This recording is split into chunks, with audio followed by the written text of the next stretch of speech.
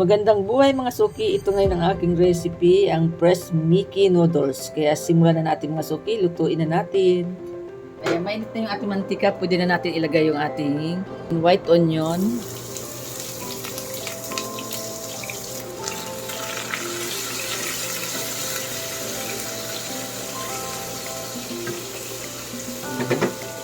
Lalagay na tayo ng luya.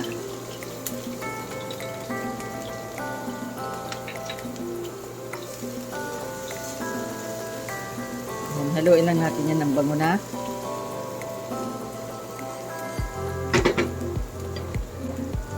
Lalagay tayo ng paminta.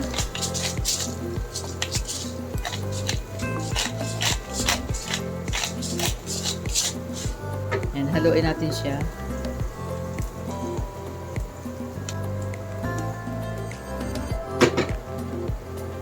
Yan, pwede na natin ilagay yung ating carrots.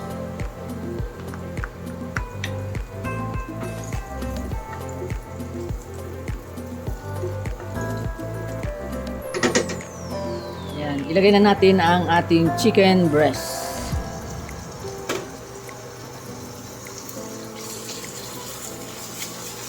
Haluin na lang natin siya. Yung chicken breast natin, pinakuluan ko lang siya. Kaya hinimay ko na siya ng pahaba. Ayan, maglalagay na tayo ng kunting toyo. Ayan, lagyan natin siya ng tubig.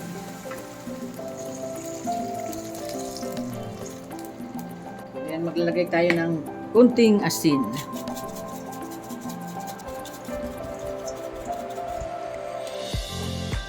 Ayan, kumukulo na siya mga suki. Pwede na natin siya lagyan ng cornstarch.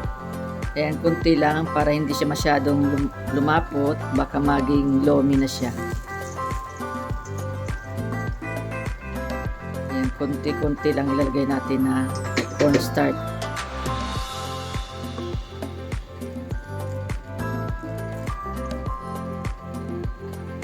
Kunti pa. Lagyan pa natin siya ng kunti.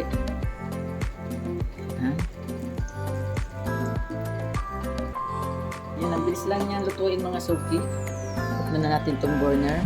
Yan, luto na siya mga suki. Ito na mga suki yung ating fresh Mickey noodles. Ayan, hinugasan ko na siya para mawala yung kanyang alat. Lalagyan na tayo ng fresh Mickey noodles sa ating bowl. Ayan. Then, maglalagay tayo ng cabbage or repolyo. Ayan, yung in-slice kong repolyo, lagay natin dyan. Ayan. Mas masarap, maraming gulay.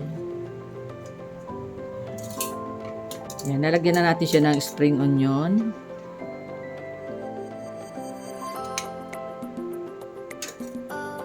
Ayan. Then, lalagyan na natin siya ng nilagang itlog. Lagyan natin siya ng fried garlic.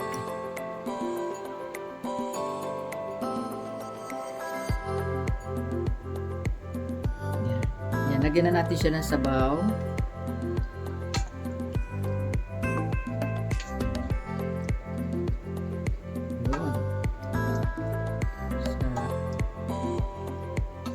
Ito na mga suki ang ating vlog for today. Ayan ang aming breakfast. Makakahigit tayo ngayon ng mainit na sabaw. Ayan, tikman nga natin mga suki.